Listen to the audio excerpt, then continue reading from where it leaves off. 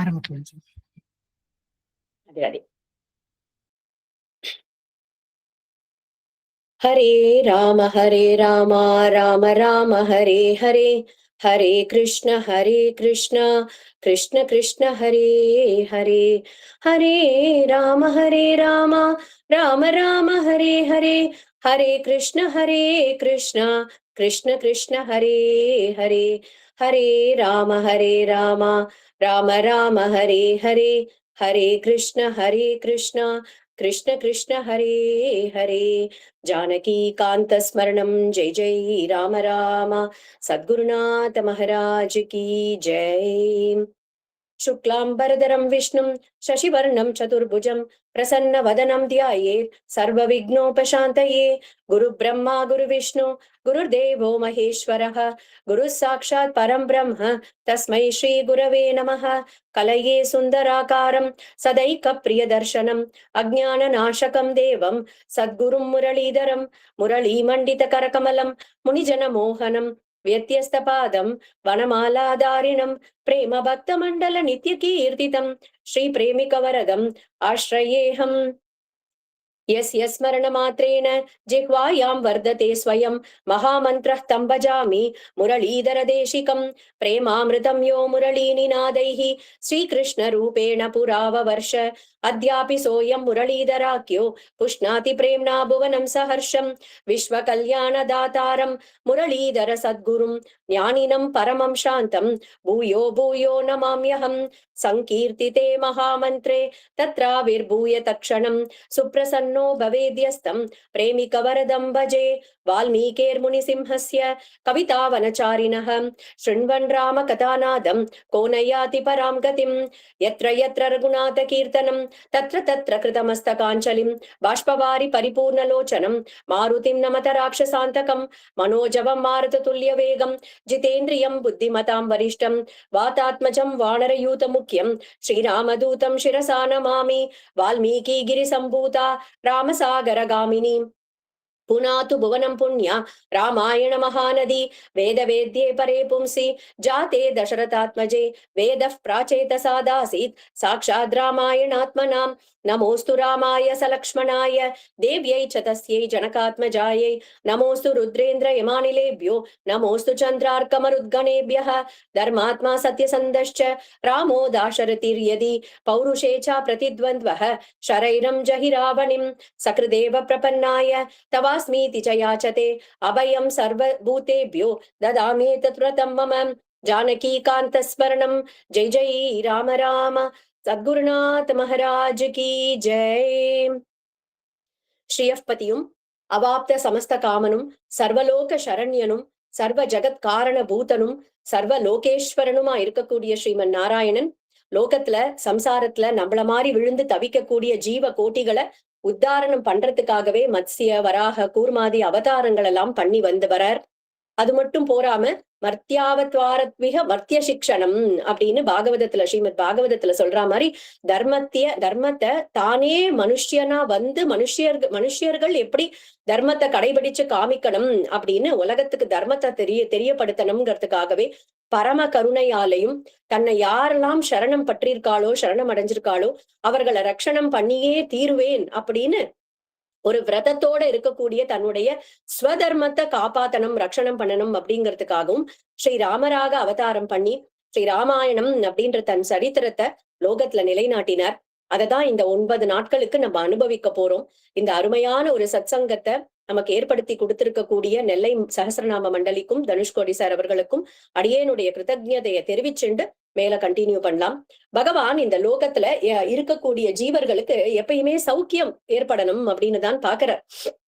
அவரவர்களுடைய கர்ம வசத்தால அவரவர்கள் பண்ணிருக்கக்கூடிய கர்மத்தால சுகமோ துக்கமோ நமக்கு வந்துட்டுதான் இருக்கு. அதுக்கு நம்மளேதான் நம்மளுடைய சுக துக்கங்களுக்கு நம்மள்தான் காரணம் இல்லையா, நம்ம கர்மாக்கள் தான் காரணம். ஆனா பகவான் எல்லா ஜீவன்களும் சௌக்கியமா இருக்கணும் அப்படின்னு தான் எப்பயுமே அப்படின்னு தான் ஆசைப்படுறார் பகவான். அதுக்குதான் படைப்பு அப்படின்னு ஒன்றையே பண்றார். ஏன்னா நிரோதகா அப்படின்னு சொல்லும் போது ஒரு ஒரு ஞானமும் இல்லாம பிரளயத்தின் போது எல்லா ஜீவராசிகளும் போய் பகவானுடைய அந்த வயத்துல போய் ஒன்றிடுறது, எல்லா படைப்பையும் பகவான் தன்னுடைய குக்ஷியில வச்சுட்டு காப்பாத்துறார் அப்படின்னு ஸ்ரீமத் பாகவதம் சொல்றது. அப்படி எல்லா ஜீவராசிகளையும் ஒடுங்கி கிடக்கிறத பகவான் பாக்குறார் பரம கருணையால. இப்படி இருக்கே இந்த ஜீவன்கள்லாம் அப்படின்னு சொல்லிட்டுதான் பிரபஞ்சம் அப்படிங்கறத ஒண்ணு படைக்கிறார். அதுல நம்மள ஜீவராசிகளை இத்தனை யோனிகள்ல அத்தனை வகையான ஜீவராசிகளை படைச்சு அதோட கர்மாப்படி அதுகளுக்கு ஒரு உடம்ப கொடுத்து இப்படியாவது நீ வந்து சேருப்பா, உன்னுடைய கர்மாக்களை கழிச்சுண்டு வந்து சேரு அப்படிங்கிறதுக்காகத்தான் படைப்பு அப்படிங்கிற ஒன்றையே பண்றார். ஆனா நம்ம தர்மத்தை மீறி ஒரு பணம் சம்பாதிக்கிறதோ, தர்மத்தை மீறினதான ஒரு ஆசைகளையோ எப்பயுமே அது நமக்கு ஒரு நல்லது அப்படிங்கறத கொடுத்துடாது. ஏன்னா பகவான் எப்பயுமே தர்மத்துல ரொம்ப பிரியமானவரா இருக்காரு. பகவானுக்கு தர்மம் அப்படிங்கிறது ரொம்ப ஒரு வேல்யூபிளான ஒரு விஷயமா இருக்கு. அந்த தர்மத்தை வந்து காப்பாத்துறதுக்கு பகவான் 3 வேலைகள் பண்றார் அப்படின்னு சொல்றா பெரியவாளாம். என்ன அப்படின்னா பக்தா, கர்த்தா, அபிரக்ஷிதா அப்படின்னு 3 காரியங்கள் பண்றாராம் பகவான். அது என்ன அப்படின்னா பக்தா, எந்த ஒரு அவதாரம் எடுத்தாலும் பகவான் தர்மத்தை அப்படித்தான் எடுத்து சொல்றாரு இல்லையா.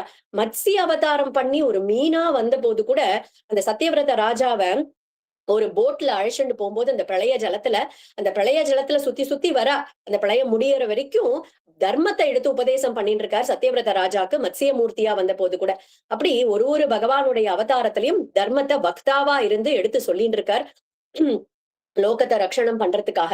அதுக்கு அடுத்தது வந்து கர்த்தா. பகவான் வந்து நிறைய கிரந்தங்களை கொடுத்து டூஸ் அண்ட் டோன்ட்ஸ் மட்டும் சொல்லிட்டா போறாது இல்லையா, அதை ஒருத்தர் நடந்து காமிக்கணும். தானே வந்து அதை அந்த தர்மத்தின் படி இருந்து காமிக்கிறார். அதுதான் கர்த்தா அப்படின்னு தர்மத்தின் படி நடந்து காமிக்கிறார். அடுத்தது அபிரக்ஷிதா, தர்மத்தின் படி நடக்கிறவாள நான் ரட்சணம் பண்றேன், தர்மத்தை பரிபாலனம் பண்றவாள அவளுடைய சௌக்கியத்தை நான் பார்த்துக்கிறேன் அப்படின்னு சொல்றாராம் பகவான். அதுதான் அபிரக்ஷிதா அப்படின்னு சொல்றோம். சோ தர்மம் அப்படின்னாலே அதுக்கு பிரமாணம் எங்க இருக்கு அப்படின்னு பார்த்தா, ஏன்னா உங்களுக்கும் எனக்கும் தோன்றது எல்லாத்தையும் தர்மம் அப்படின்னு சொல்லிட முடியாது இல்லையா. அவரவர்களுடைய ஒப்பீனியன் படி தர்மம் அப்படிங்கிறது கிடையவே கிடையாது சனாதன தர்மத்துல. நம்மளுடைய தர்மங்கள் அப்படிங்கிறது சாஸ்திரம் தான் பிரமாணம் நமக்கு தர்மத்துக்கு. அப்படி பிரமாணமா என்ன இருக்கு அப்படின்னா முதல்ல இருக்கக்கூடியது வேதங்கள் அப்படின்னு பாக்குறோம். இதுல வேதங்கள் என்ன காமிக்கிறது அப்படின்னா தர்மத்தின்படி எப்படி நடக்கணும், தர்மம்னா என்ன அப்படிங்கிறதையும் வேதங்கள் காமிக்கிறது. ஆனா அந்த தர்மத்தின்படி ஒழுகினாக்கா என்ன ஆறுது, தர்மத்தின்படி நடந்தா என்ன ஆறுது அப்படின்னா கடைசியில நம்ம பகவானை போய் அடையறோம்ப்பா. நம்ம அடைய வேண்டியது பகவான் தர்மத்தை பண்ணி அப்படின்னு நம்மளுடைய டெஸ்டினேஷனையும் அந்த வேதங்கள் காமிச்சு கொடுக்கறது. மார்க்கம் அப்படிங்கிறது தர்மம், தர்மத்தின்படி நடக்கிறது தான் மார்க்கம். அந்த மார்க்கத்தின்படி போனா எங்க போய் சேருவோம் அப்படின்னு பார்த்தோம் அப்படின்னாக்கா அந்த டெஸ்டினேஷன் சொல்லக்கூடியது சேரக்கூடிய இடம் பகவானுடைய திருவடிகள் அப்படிங்கிறத மீன்ஸ் டெஸ்டினேஷன் ரெண்டுத்தையும் நமக்கு இந்த வேதங்கள் தான் காமிச்சு கொடுக்கறது. அப்படிப்பட்ட இந்த வேதத்தை என்ன பண்ணிடுறா மது கைட்டபர்கள் அப்படின்னு இருக்கக்கூடிய 2 அசுரர்கள் திருடிண்டு போயிடுறா. அப்போ மத்ஸ்ய அவதாரம் பண்ணி அந்த தர்மத்தை நமக்கு பகவான் தான் இந்த வேதத்தை நமக்கு காப்பாத்தி கொடுக்கிறார் மத்ஸ்ய அவதாரத்துல. சரி, ரூல் புக் அப்படிங்கிறது தர்மத்தை நமக்கு வேதங்களை காப்பாத்தி கொடுத்துட்டார். ஆனா அந்த வேதங்கள்ல சொல்லியிருக்கக்கூடிய தர்மத்தின் படி நடக்கிறதுக்கு ஒரு ஸ்தானம் அப்படிங்கிறது வேணும், ஒரு இடம் அப்படிங்கிறது வேணும் இல்லையா. அப்ப பார்த்தாக்கா சுவயம்புவ மனு, அப்புறம் அவர் தான் ஆதி மனு, அவர் தான் முதல் மனு. அவர் பாக்குறார் பூமியையே காணோம், படைக்கிற ஜீவன்கள் எல்லாம் வைக்கிறதுக்கான பூமியே காணோம். அந்த பூமிய ஹிரண்யாக்ஷன் அப்படிங்கிற ஒரு அசுரன் எடுத்துட்டு போய் பிரளய ஜலத்துக்குள்ள ஒளிச்சு வச்சுட்டான். அப்போ பகவான் வராக அவதாரம் பண்ணி அந்த பூமியை இடர்ந்து எடுத்துட்டு வந்து அதோட பொசிஷன்ல வைக்கிறார் அப்படிங்கிறது வராக அவதாரம். சோ பகவான் தர்மத்தை காப்பாத்தி கொடுத்தார், வேதங்களை காப்பாத்தி கொடுத்தார் மத்ஸ்ய அவதாரத்துல. அந்த வேதங்கள்ல சொல்லியிருக்கக்கூடிய தர்மத்தின்படி நடக்கிறதுக்கான பூமியை காப்பாத்தி கொடுத்தார் வராக அவதாரத்துல. எப்பயுமே நம்ம ஆத்துலயே வந்து ஒரு குழந்தை நன்னா படிக்கிறது அப்படின்னு பார்த்தோம் அப்படின்னாக்கா ஒரு ஒரு ஃபர்ஸ்ட் ரேங்க் வாங்கியிருக்கு, இல்ல ஒரு நல்ல ஒரு ரேங்க் வாங்கியிருக்கு அப்படின்னு பார்த்தா நம்ம என்ன பண்ணுவோம், அந்த குழந்தைக்கு ஒரு மேலும் மேலும் மோட்டிவேஷன் வரணும், படிக்கிறதுக்கு ஒரு மோட்டிவேஷன் வரணும் இல்லையா. அப்ப என்ன பண்ணுவோம், ஒரு சாக்லேட் வாங்கி கொடுத்து, இல்ல ஒரு ஐஸ்கிரீம் வாங்கி கொடுத்து, இல்ல ஒரு ரெஸ்டாரண்ட்டுக்கு கூட்டின்னு போய், இல்ல ஒரு புது துணி வாங்கி கொடுத்து இந்த மாதிரி அதை மோட்டிவேட் பண்ணுவோம். அதே மாதிரிதான் பகவான் பார்த்தார். அது வந்து அவாந்தர பலன் அப்படின்னு சொல்றோம் நம்மளுடைய சாஸ்திரத்துல. என்னன்னா அப்படின்னா பகவான் பார்த்தார், சரி இந்த குழந்தை தர்மத்தையே பண்ணி தர்மத்தின்படி நடந்துட்டு இருக்கு, எப்பயும் சத்தியத்தை பேசுறது, நேர்மையா நடந்துக்கிறது. ஆனா இந்த குழந்தைய மேலும் அதுல உற்சாகப்படுத்தணும் இல்லையா. அப்ப என்ன பண்ணலாம் அப்படின்னு பார்த்தாராம் பகவான். சரி, ஸ்வர்க்கம்னு ஒண்ணு இருக்குப்பா, அங்க அமிர்தம்னு ஒண்ணு இருக்கு, நீ ஸ்வர்க்கத்துக்கு தர்மத்தை பண்ணி ஸ்வர்க்கத்துக்கு போனியானாக்கா அந்த அமிர்தத்தை உனக்கு கொடுப்பா. அந்த அமிர்தத்தை சாப்பிட்டேன்னா அந்த ஸ்வர்க லோகத்துல நீ சௌக்கியமா இருக்கலாம். இங்கே பூலோகத்துலதான் சுகம் துக்கம் ரெண்டும் இருக்கு. அங்க ஒன்லி சுகம் தான் இருக்கு. அந்த இடத்துல நீ போய் சௌக்கியமா இருக்கலாம் அந்த ஸ்வர்க்கத்துல கொஞ்ச நாளைக்கு அப்படின்னு ஒரு மோட்டிவேஷன் கொடுக்கணும் இல்லையா? என்ன, apart from this world there is something subtler called ஸ்வர்க்கம் அப்படின்னு நமக்கு காமிக்கணும் இல்லையா? தெரிஞ்சுக்கணும் இல்லையா? அதை காமிச்சு கொடுக்கிறார் பகவான். அதுக்கோசரமே அந்த அமிர்தத்தை எடுத்து கொடுக்கணும் அப்படிங்கிறதுக்காகவே கூர்ம அவதாரம் பண்ணி வந்தாராம் பகவான். கூர்ம அவதாரம் பண்ணி அந்த பார்க்கடலை கடைய வச்சு அமிர்தத்தையும் எடுத்து கொடுத்தார். எதுக்கு அப்படின்னா, ஆசையோட தர்மத்தை பண்ணினியானாக்கா ஸ்வர்க்கம்னு ஒண்ணு இருக்கு, அங்க போய் அமிர்தத்தை சாப்பிட்டு சௌக்கியமா இருக்கலாம். ஆனா அதையே நீ பிரேமையோட ஒரு தர்மத்தின் படி நடந்தேயானாக்கா உனக்கு மோட்சம் தரத்துக்கே நான் காத்துட்டு இருக்கேன் அப்படிங்கிறாராம் பகவான். சரி, இந்த மாதிரி பண்ணிட்டார். சொர்க்கம், அமிர்தம் இதெல்லாத்தையும் ஏற்பாடு பண்ணி வச்சுட்டார். தர்மத்தின் படி நடக்கிறவாளுக்கு, பிரேமையோட தர்மத்தின் படி நடக்கிறவாளுக்கு என்ன கொடுக்கிறார் அப்படின்னா, பக்த வாத்சல்யத்தை காமிக்கிறாராம் பகவான் நரசிம்ம அவதாரத்துல. அந்த பிரகலாதன், தர்மாத்மாவான பிரகலாதன் தன்னுடைய வாக்கால அவ அப்பா கேட்கிறார், கையில கதைய வச்சுட்டு கையில வாழை வச்சுட்டு காத்துட்டு இருக்கான் பிள்ளைய வதம் பண்றதுக்காக. கேக்குறான், நீ நாராயணன் நாராயணன் சொல்றியே, இந்த தூண்ல இருக்கானா காமிடா, இந்த தூண்ல இருக்கானா உன்னுடைய பகவான் அப்படின்னு போது, ஆமாம்பா தெரியறானே, எனக்கு என் கண்ணுல பிரத்யட்சமா தெரியறானே பகவான் இந்த தூண்ல அப்படிங்கறதாம் அந்த குழந்தை. அந்த தர்மாத்மாவான பிரகலாதனுடைய வாக்க சத்தியமாக்கறதுக்காக அந்த தூணை பிளந்துண்டு வந்தார் இல்லையா? அந்த தூணை பிளந்துண்டு பக்த வாத்சல்யத்தை காமிச்சார் அந்த நரசிம்ம பகவானா வரும்போது. அடுத்தது வாமன அவதாரம் அப்படின்னு எடுத்துட்டோம்னா, நம்ம ஆண்டாள் நாச்சியார் ஓங்கி உலகளந்த உத்தமன், உத்தமன் அப்படிங்கிற அந்த அடைமொழி அட்ஜெக்டிவ் இருக்கு இல்லையா? அத இந்த வாமன அவதாரத்துக்கு தான் கொடுக்கிறார். திரிவிக்ரம அவதாரத்துக்கு தான் கொடுக்கிறார். ஏன் இந்த உத்தமன் அப்படின்னாக்கா, அவர் யாரு? பகவான் ஸ்ரீயப்பதின்னு சொல்றோம். எப்பயுமே ஸ்ரீ அப்படின்னு சொல்லக்கூடிய மகாலட்சுமி அவருடைய திருமார்புல நித்தியவாசம் பண்ணிட்டு இருக்கா இல்லையா? அவருக்கு ஒருத்தர் கிட்ட போய் எனக்கு தேகி அப்படின்னு கையேந்த வேண்டிய அவசியமே கிடையாது. ஆனா போனாரே, வாமன அவதாரத்துல அஸ்வமேத யாகம் பண்ணிட்டு இருக்கார் மகாபலி சக்கரவர்த்தி. அவருடைய யாக சாலைக்கு போறார், கையை ஏந்திண்டு போறார். எனக்கு 3 அடி நிலம் கொடு அப்படின்னு கையை ஏந்திண்டு பிக்ஷை வாங்குறதுக்காக போனாராம். ஏன் பகவான், ஸ்ரீயப்பதியான பகவான் ஏன் போய் பிக்ஷை வாங்கினார் அப்படின்னா, அந்த மகாபலி சக்கரவர்த்தி அப்பேற்பட்ட தர்மாத்மாவாம், தர்மத்தின்படி நடந்தவர்.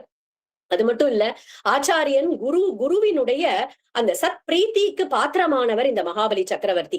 அதனாலேயே அந்த குரு கைங்கரியத்தினாலையும் குரு கிட்ட இருக்கக்கூடிய பிரேமையினாலையும் குருக்கு பண்ணின கைங்கரியத்தினாலேயுமே அவருக்கு ஸ்வர்க்கத்தையே போய் இந்திரனையே ஜெயிச்சு ஸ்வர்க்கத்தையே ஆளக்கூடிய அளவுக்கு ஒரு ஆளுமை எப்படி மகாபலிக்கு வந்தது அப்படின்னா அந்த குரு கிருப்பையால. அப்பேற்பட்ட தர்மாத்மாவா இருக்கக்கூடிய மகாபலிய நான் வதம் பண்ண மாட்டேன். அவர்கிட்ட இருக்கக்கூடிய அந்த அவர் இருந்தாலும் அசுர குலத்துலதான் வந்திருக்கார். அவருக்கு ஒரு சின்ன கர்ப்பம் வந்துடுத்து அந்த தன்னுடைய அந்த பராக்கிரமத்தால அந்த தன்னுடைய பக்தனுக்கு அந்த ஒரு கெட்ட குணம் இருக்கக்கூடாது அப்படிங்கிறதுக்கோசரம் அதை தகர்க்கணும் அப்படிங்கிறதுக்காக ஒரு சின்ன வாமனனா அந்த இடத்துக்கு போய் 3 அடி பிக்ஷை கேட்கிறார். ஏன்னா அப்பேற்பட்ட தர்மாத்மா மகாபலி, அவரை சிக்ஷணம் பண்ணக்கூடாது, ரக்ஷணம் பண்ணணும் அப்படிங்கிறதுக்காக 3 அடி மண்ணு கேட்டுட்டு போய் அப்படி ஒரு பிக்ஷைய வாங்கி அந்த இந்திரலோகத்தை திருப்பி கொடுத்தாராம் இந்திரனுக்கு. தர்மத்தினுடைய ஒரு பெருமையை காமிக்கிறார் வாமன அவதாரத்துல. அதனால்தான் ஓங்கி உலகளந்த உத்தமன் அப்படின்னு பாடுறாளாம் ஆண்டாள் நாச்சியார். அதே மாதிரி தர்மத்துல தான் நின்னு காட்டணும் அப்படின்னு ஆசைப்பட்டதுனாலதான் ராமாவதாரம் பண்ணினர். மனிதனா தர்மத்துல நின்னு காமிச்சார். மணிசர்க்கா படாதனப்பட்டு அப்படிங்கிறார் ஆழ்வார் இல்லையா? அப்படி கஷ்டப்பட்டு அந்த தர்மத்தை நிலை நாட்டி காமிச்சார் ராமாவதாரத்துல. தர்மத்துக்கே சாஸ்திரம் தான் பிரமாணம் அப்படின்னு நம்ம பார்த்தோம் இல்லையா? ராமாவதாரம் அப்படின்னு எடுத்துட்டோம்னா ராமாயணம், கிருஷ்ணாவதாரம் அப்படின்னு எடுத்துட்டோம்னா ஸ்ரீமத் பாகவதம், பரபிரம்மம்னு எடுத்துட்டோம்னா உபனிஷத்துக்கள். இதுதான் பிரமாணம். அதே சாஸ்திரத்தை 2 வகையா நம்ம பிரிக்கலாம். அதுல அப்பௌருஷேயம், யாருமே எழுதி வைக்காம பகவானுடைய ஒரு மூச்சு காத்தாகவே இருக்கக்கூடியது இந்த வேதங்கள் அப்படிங்கிறது ஒரு வகை. வேதங்கள் அப்பௌருஷேயம் அப்படிங்கிறது. அடுத்தது அந்த வேதத்துல சொல்லியிருக்கக்கூடிய தர்மத்தின்படி நடக்கக்கூடிய ரிஷிகளால ரச்சனம் பண்ணப்பட்ட இதிகாசங்கள், புராணங்கள், ஸ்மிருதிகள் அப்படின்னு இருக்கக்கூடிய சாஸ்திரங்கள் இல்லையா?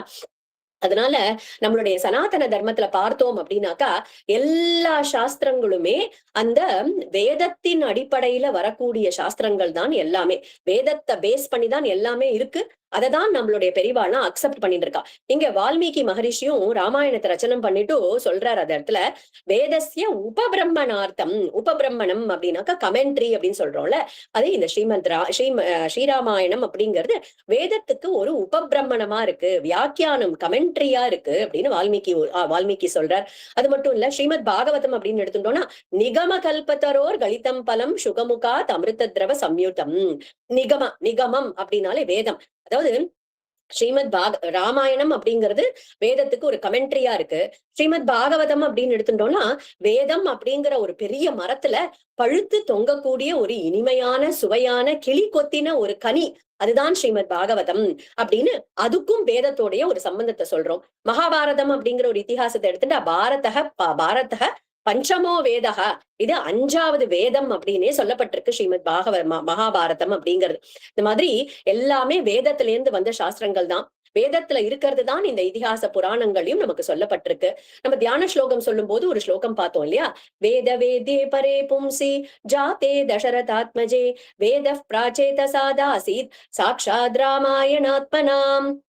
வேதவேத்யனா இருக்கக்கூடிய அந்த பகவான் தீர்மானம் பண்ணிட்டாராம், தசரதனுக்கு புத்திரனா ராமனா நான் போய் பிறக்க போறேன் அப்படின்னு தீர்மானம் பண்ண உடனே அந்த வேதங்கள் பாக்குறது பகவானே இறங்கிட்டார். இதுல சொல்லி இருக்கக்கூடிய விஷயமே கீழே இறங்கி பூலோகத்துக்கு போகும்போது நம்ம மட்டும் இங்க இருந்துட்டு என்ன பண்ண போறோம் அப்படின்னுட்டு அந்த வேதங்கள்லாம் ஒரு ரூபத்தை எடுத்துட்டு வந்துதான், அதுதான் சாக்ஷாத் ராமாயணாத்மனா, ராமாயணம் அப்படிங்கிற ஒரு ரூபத்தை எடுத்துட்டு வந்துதான். இந்த ராமாயணத்தை ஒரு மகாநதி அப்படின்னு சொல்றோம். ஒரு நதினாலே என்ன, ஒரு ரிவர் அப்படின்னாக்கா அது எங்க உற்பத்தி ஆகும், ஒரு பெரிய மலையில இருந்து ஆரம்பிக்கும் இல்லையா, ஒரு மலையில உற்பத்தி ஆகும், அப்புறமா கடைசியில அது சமுத்திரத்துல போய் கலக்கும் இல்லையா.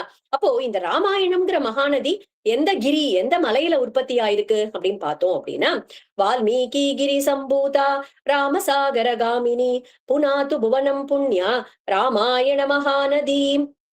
வால்மீகி அப்படின்னு சொல்லக்கூடிய ஒரு அழகான ஒரு பெரிய மலையில உற்பத்தி ஆயிருக்காம். இந்த உற்பத்தியான நதிதான் இந்த ஸ்ரீமத் ராமாயணமாம். அது ராமர் அப்படின்னு சொல்லக்கூடிய ராமசாகர காமினி, ராமர் அப்படின்னு சொல்லக்கூடிய அந்த ராமருடைய திருவடிகள்ல போய் அந்த சாகரத்துல போய் கலக்கிறதாம் இந்த ஸ்ரீமன் ராமாயணம் அப்படிங்கிறது.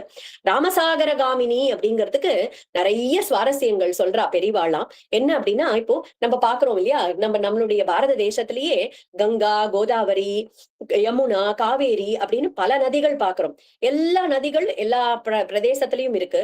ஆனா அந்த நதிகள் எல்லாம் போய் சேரக்கூடிய இடம் அப்படின்னு பார்த்தோம் அப்படின்னா, அது ஒரே ஒரு சமுத்திரம். ஒரே சமுத்திரத்துலதான் எல்லா நதிகளும் போய் சேருறது இல்லையா. அந்த மாதிரி ராமாயணங்கள் பல இருக்கலாம். ஃபார் எக்ஸாம்பிள், இப்ப சம்ஸ்கிருதம் அப்படின்னு எடுத்துட்டோம்னா ஆதி காவியமா இருக்கக்கூடிய வால்மீகி மகரிஷியுடைய வால்மீகி ராமாயணம், அது சம்ஸ்கிருதத்துல இருக்கு. அதே மாதிரி நமக்கு சுவாமி தேசிகனுடைய ரகுவீர கத்தியம் அப்படிங்கிறது இருக்கு. பட்டத்ரி ஸ்ரீமன் நாராயணியத்துல 2 தசகத்துல ராமச்சரித்திரம் சொல்றார். அதே மாதிரி பாகவதத்துல 9வது ஸ்கந்தத்துல ராமருடைய சரித்திரம் வருது. மகாபாரதத்திலையும் தர்மபுத்திரருக்கு எடுத்து சொல்ற ஒரு வியாஜத்துல அங்க ஒரு குட்டி ராமாயணமே சொல்லிடுறார் மகாபாரதத்துல. இது எல்லாம் சம்ஸ்கிருதத்துல இருக்கக்கூடிய நமக்கு ராமாயணங்கள். அதே தமிழ் அப்படின்னு எடுத்துட்டோம் அப்படின்னா கம்பநாட்டாழ்வாருடைய கம்பராமாயணம் இருக்கு. தெலுங்கு அப்படின்னு எடுத்துட்டோம் அப்படின்னா ஸ்ரீ தியாகராஜ சுவாமிகளுடைய கீர்த்தனைகள் எத்தனை, அந்த கீர்த்தனைகளை வச்சுட்டே ஒரு ராமாயணம் சொல்ல முடியும். அத்தனை ராமபக்தர் அப்படி ஒரு ராமிய காவியத்தை அப்படி ஒரு கீர்த்தனைகளா கொடுத்திருக்கார் தெலுங்குல இல்லையா. அதே மாதிரி நார்த் இந்தியா பக்கம் போனோம் அப்படின்னா ராமச்சரித்த மானஸ்னு துளசிதாசருடைய ராமச்சரித்த மானஸ் தான் அங்க இருக்கிறதுலயே எல்லாரும் படிக்கக்கூடிய ஒரு கிரந்தமா இருந்துட்டு இருக்கு. மலையாளம் அப்படின்னு எடுத்துட்டோம்னா எழுத்தச்சனுடைய அத்தியாத்ம ராமாயணம் அப்படிங்கிறது இருக்கு. மகாராஷ்டிரத்துல எடுத்துட்டோம்னா ஏகநாதருடைய பாவார்த்த ராமாயணம். இப்படி எல்லாரும் இந்த பெரியோர்கள் எல்லாருமே வேற வேற காலகட்டத்துல வாழ்ந்திருக்கா, வெவ்வேறு மொழிகள்ல ராம கதையை ரச்சனை பண்ணிருக்கா. ஆனா எல்லாருக்கும் உபாசியமா இருக்கக்கூடிய அந்த ஸ்ரீராமர் அப்படிங்கிறவர் ஒரே ராமர் தான் இல்லையா. ராமாயணம் பல இருந்தாலும் ராமர் ஒண்ணு, ராமசாகர காமினி. அதே மாதிரி ஒரு நதி போய் சமுத்திரத்துல சேரக்கூடிய இடம் இருக்கு இல்லையா, அது சேரல, இன்னும் சேர போறது. அந்த இடத்த நம்ம டெல்டா அப்படின்னு சொல்லுவோம். அந்த டெல்டான்னு சொல்லக்கூடிய இடத்துல இன்னும் அந்த நதி போய் முழுசா சமுத்திரத்துல சேரல, அந்த சமுத்திரத்துக்கிட்ட போயின்னு இருக்கு. அப்ப சேர போற இடத்துக்கு அங்க போய் பார்த்தோம் அப்படின்னா அந்த நதியுடைய ஜலத்தை எடுத்து நம்ம குடிச்சு பார்த்தோம் அப்படின்னா, யூஸ்வலா ரிவருடைய நதியுடைய ஒரு தண்ணீரானது அந்த உப்பு கரிக்காது, சாதாரணமா இருக்கும் அந்த ஜலம் இல்லையா. ஆனா அந்த டெல்டான்னு அந்த சமுத்திரத்துல போய் கலக்க போற இடத்துல பார்த்தோம் அப்படின்னா அந்த நதியுடைய ஜலமே உப்பு கரிக்குமா.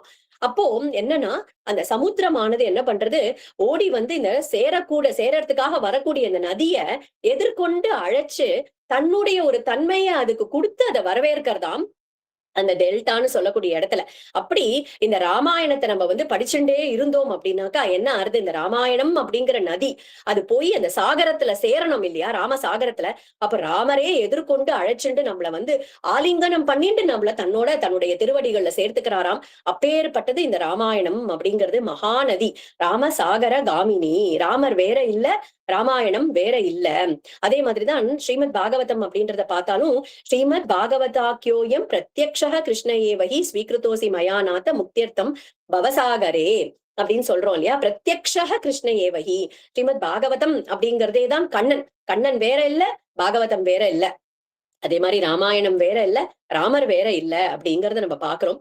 அதே மாதிரி நதியில வந்து ஒருத்தர் ஸ்நானம் பண்றதுக்காக இப்ப இறங்குறாருன்னு வச்சுக்கோங்களேன். அவருக்கு வந்து நன்னா நன்னா ஸ்விம்மிங் தெரியும், நன்னா நீச்சல் தெரியும் அப்படின்னா அவர் போய் நன்னா சௌக்கியமா குளிச்சுட்டு மேல கரையேறி வந்துடுவார். இதே ஒருத்தர் ஸ்நானம் பண்ண போறார், ஆனா அவருக்கு சுத்தமா நீச்சல் வராது, திடீர்னு ஒரு வெள்ளம் வந்துடுது அப்படின்னா என்ன ஆகும், அப்படியே அது வந்து அந்த நதியுடைய ஃப்ளோலயே நம்ம போக வேண்டியதுதான். ஏன்னா நமக்கு நீச்சல் தெரியாதுன்னா அந்த நதியுடைய ஃப்ளோலயே போய் அந்த நதி கடைசியில எங்க போய் முடியறதோ அந்த சாகரத்துல போய் நம்ம முடிஞ்சிடுவோம். இந்த நீச்சல் தெரியறது அப்படிங்கிறது வந்து சம்ஸ்கிருத ஞானம் அப்படின்னு வச்சுட்டோம் அப்படின்னா, சம்ஸ்கிருத ஞானம் ஒருவேளை நிறைய இருந்துடுத்து, பெரிய பாண்டித்யம் இருந்துடுத்து அப்படின்னா, இந்த வால்மீகி ஏன் இந்த இடத்துல ஒரு சகாரத்தை போட்டார், இந்த இடத்துல ஏன் இந்த இந்த வார்த்தையை யூஸ் பண்ணார், இந்த 2 ஸ்லோகமும் ஒரே மாதிரி அர்த்தத்தை கொடுக்குற மாதிரி இருக்கே, இப்படி எல்லாம் நம்ம அனலைஸ் பண்ண ஆரம்பிச்சிடுவோம். அதே வந்து சம்ஸ்கிருதத்துல அவ்வளவு பெரிய பாண்டித்யம்லாம் இல்ல, ஆனா பக்தி நிறைய இருக்கு மனசுல.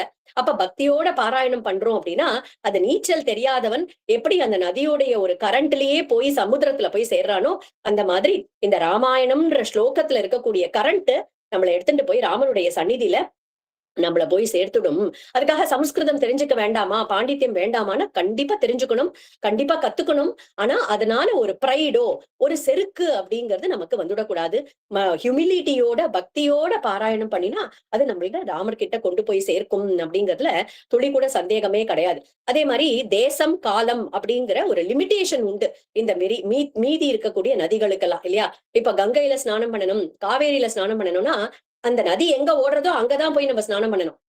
அங்க போனாதான் நம்மளால ஸ்நானம் பண்ண முடியும். ஆனா அந்த தேசம் அப்படிங்கிற ஒரு கன்ஸ்ட்ரெயின்ட் இந்த ராமாயணத்துக்கு கிடையாது. லோகம் முழுக்க வியாபிச்சிருக்கு. இந்த இடத்துல எங்கேயோ ஒரு ஓரத்துல உட்கார்ந்துட்டு இருக்கக்கூடிய இந்த ஊர்ல கூட நம்ம ராமாயணம் அப்படிங்கிறது ஒரு 2 ஸ்லோகம் நம்மளால படிக்க முடியாது. எந்த தேசத்துல இருந்தாலும் நம்மளால ராமாயணம் அப்படிங்கறத படிக்க முடியாது, ராமச்சரணத்தை அடைய முடியறது இல்லையா. அதனால இந்த ராமாயணம் அப்படிங்கிற மகாநதிக்கு தேசம் அப்படிங்கிற ஒரு கன்ஸ்ட்ரெயின் கிடையாது.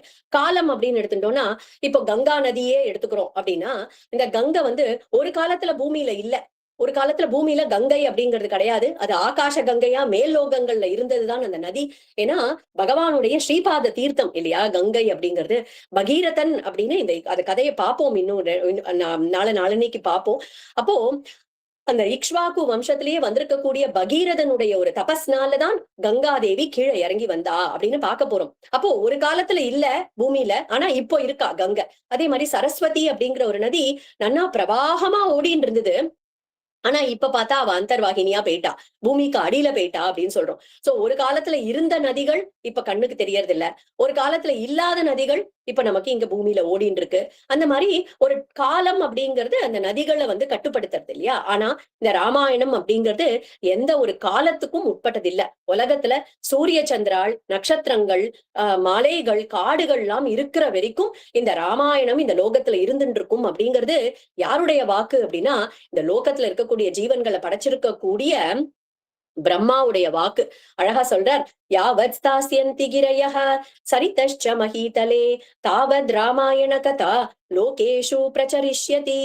மற்ற நதிகள் எல்லாமே தேசத்துக்கு உட்பட்டது, ஆனா காலத்துக்கு உட்பட்டது. ஆனா இந்த ராமாயணம் அப்படிங்கிறது காலம் காலம் காலமா எத்தனை நாட்கள் எவ்வளவு காலத்துக்கு கிரையாக அப்படின்னா மலைகளும் நதிகளும் ஓடைகளும் கடலும் இருக்குமோ, சூரிய சந்திரால் இருப்பார்களோ அது வரைக்கும் இந்த ராமாயண கதா இந்த லோகத்துல இருந்துட்டுதான் இருக்கும் அப்படின்றது. அது ஒரு பெருமை இந்த ராமாயணத்துக்கு, ராமாயணம்ன்ற மகாநதிக்கு.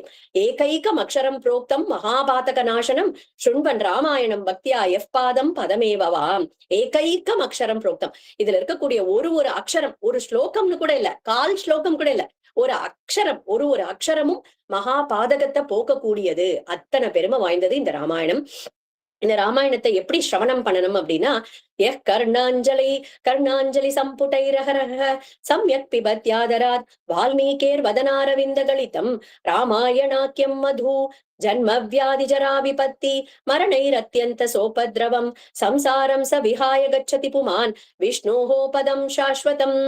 எப்படின்னா, காதை ஒரு சம்புடம் அப்படின்னு சொல்லக்கூடிய ஒரு பாத்திரமா வச்சுண்டு இந்த வால்மீகி மகரிஷியுடைய வாக்குலேந்து வந்திருக்கக்கூடிய தேனினும் இனிமையான இந்த ஸ்லோகங்களை பக்தியோட நித்தியம் கேட்கணும், நித்தியமே கேட்கணும் இந்த ராமாயண ஸ்லோகங்களை அப்படின்றதுதான் இந்த ஸ்லோகம் சொல்றது. சரி, நித்தியம் இந்த ஸ்லோகத்தை கேட்கறதுனால என்ன பயன் அப்படிங்கறதையும் இந்த ஸ்லோகமே சொல்றது. ஜன்ம வியாதி ஜரா விபத்தி மரணைஹி அத்தியந்த சோபத்ரவம். இந்த சம்சாரம் அப்படின்னு சொல்லக்கூடிய இந்த பிறப்பு இறப்புன்ற சுழற்சி இருக்கு இல்லையா, அதுல இருக்கக்கூடிய கஷ்டம் என்ன அப்படின்னு பார்த்தோம்னா, ஜன்மம் அப்படிங்கிறது வருது, மரணம்னு வருது, வியாதின்னு வருது, ஜரைன்னு சொல்லக்கூடிய முதுமை அப்படிங்கிறது வருது. இத்தனை கஷ்டங்களையும் போக்கி வைக்கும், மகா பாவங்களையும் நிவர்த்தி பண்றது, குடும்பத்துல சௌக்கியத்தையும் சாந்தியையும் ஏற்படுத்துறது, பித்ருக்கள்லாம் கரையேறா இந்த ராமாயண ஸ்லோகங்களால அப்படிங்கிறதுதான் இந்த ஸ்லோகம் நமக்கு காமிச்சு கொடுக்கறது. ராமர் அப்படின்னு நினைச்சாலே நம்மளுடைய மனசு உருகிறது இல்லையா, அவருடைய சரித்திரத்தை நினைச்சாலே நம்மளுடைய மனசு உருகிறது, பிரேம உண்டாகிறது, பக்தி உண்டாகிறது. ஏன்னா அவருடைய கல்யாண குணங்கள், அவருடைய குணங்கள் அப்படி. ஒருத்தர்கிட்ட நமக்கு எப்ப ஒரு அன்பு, ஒரு பாசம், ஒரு அஃபெக்ஷன் ஏற்படும் அப்படின்னா அவளுடைய குணங்களை பார்த்தாதான் நமக்கு உண்டாகும் இல்லையா. நல்ல குணங்கள் இருக்கிறவா கிட்ட பிரீத்தி உண்டாகும். அந்த கல்யாண குணங்கள் எல்லாத்துக்கும் இருப்பிடமா இருக்கக்கூடியவர் தான் நம்ம ஸ்ரீ ராமச்சந்திர பிரபு இல்லையா. ஒருத்தருடைய சாரித்திரத்துல பார்த்தோம் அப்படின்னா அவருடைய குணங்களை தெரிஞ்சுக்கிறோம். ஸ்ரீமத் ராமாயணே ஆரம்பிக்கும் போது என்னன்னா, சாரித்ரேனச்ச கோயுக்தக, எல்லா குணங்களும் நிறைஞ்ச சாரித்திரத்தோட இருக்கக்கூடிய அற்புதமான சாரித்திரம் கொண்டவன் யார் அப்படிங்கிற கேள்வியோட தான் ஸ்ரீமத் ராமாயணம் பாலகாண்டம் ஆரம்பிக்கிறது.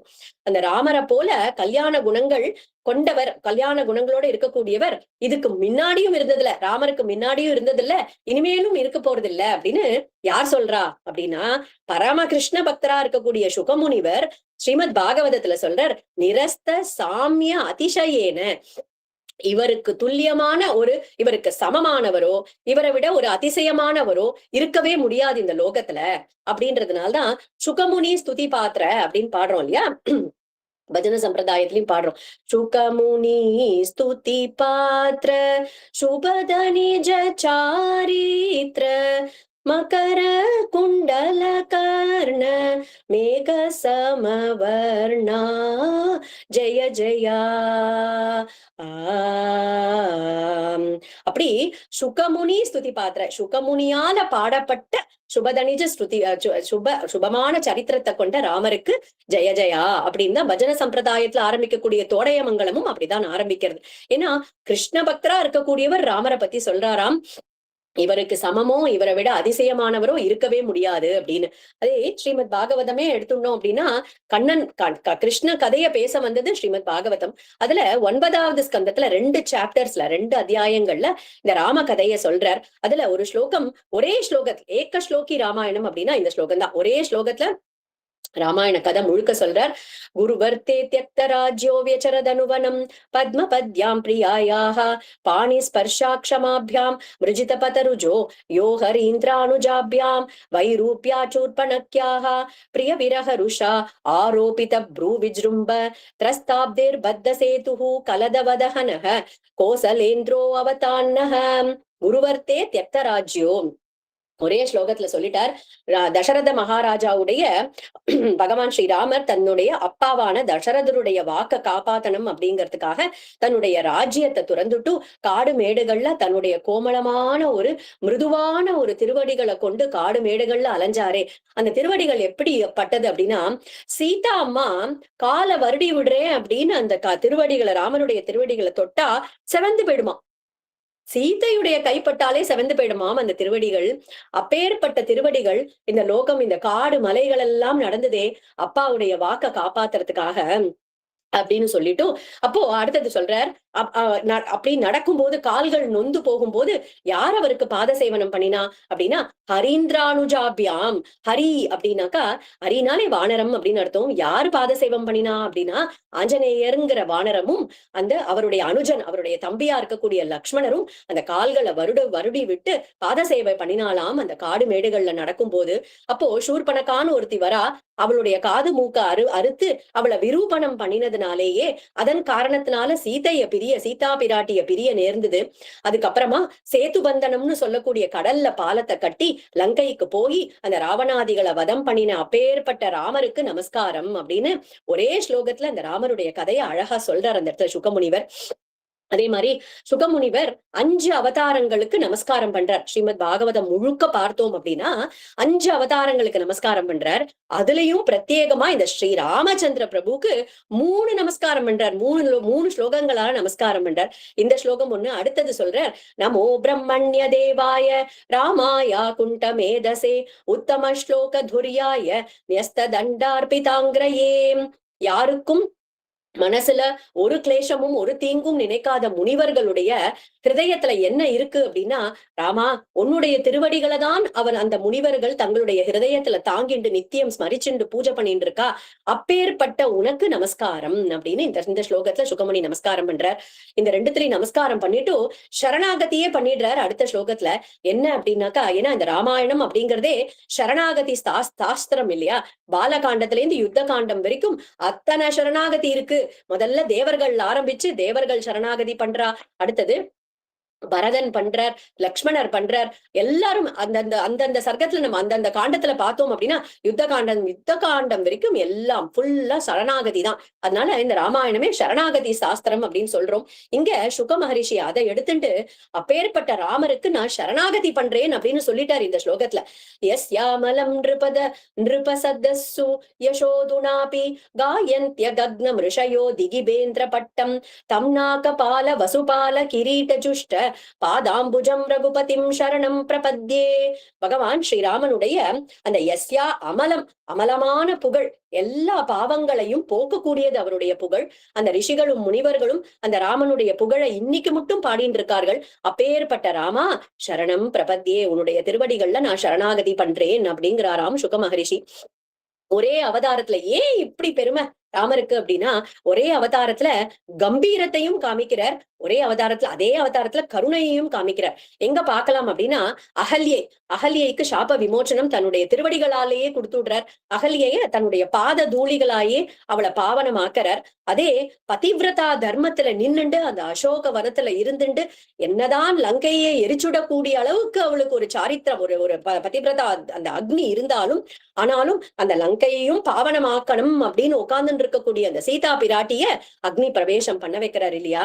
ஒரே அவதாரத்துல காருண்யத்தையும் காமிக்கிறார், காம்பீரியத்தையும் காமிச்ச ஒரு அவதாரம் அப்படின்னு பார்த்தோம் அப்படின்னா அது ஸ்ரீராமருடைய சரித்திரம் தான்.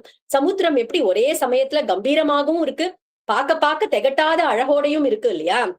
அந்த மாதிரி இந்த ராமபிரான் தர்மம் அப்படின்னு வரும்போது காம்பீரத்தையும், தீனர்கள் அப்படின்னும் போது அவர்கள் கிட்ட காருண்யத்தையும் ஒரே காலத்துல காமிக்கிறார் அப்படின்றதுதான் இந்த 9 நாட்கள் பார்க்க போறோம்.